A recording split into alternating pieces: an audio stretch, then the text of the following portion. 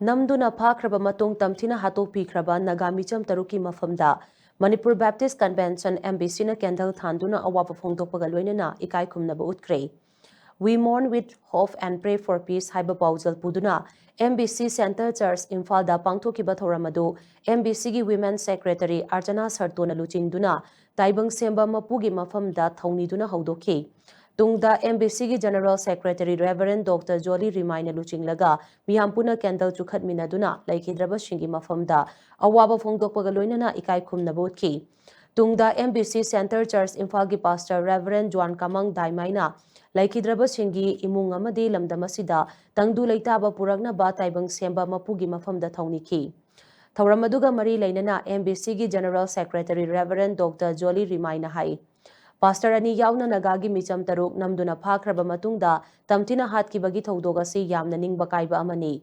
Makhoida nungsiba utba makhoigi imung manunggi awabada saruk yaba amadi ngasi thaliba candle asina lamdamasi tabtha ingthaba oirasanu haibagi wakalonda candle thanbani haina mahakna phongdokhi. Mahakna makha tana hai asigumba yamna tamthiba mihat mipun chathariba singasi athuba matamda phaduna chapjaba chairak pidrabadi tungda su asigumba thodogasi adumag thokigani.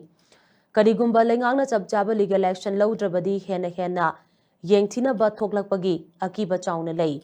Lengangna hiramasida akanba action laukhalabadi miyamgi pukning phathaba ngamgani.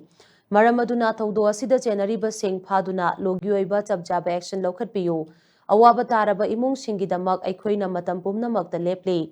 Iramdamasi tabtha ingthaba oina bapuna thaunisi haina mahakna makha taki.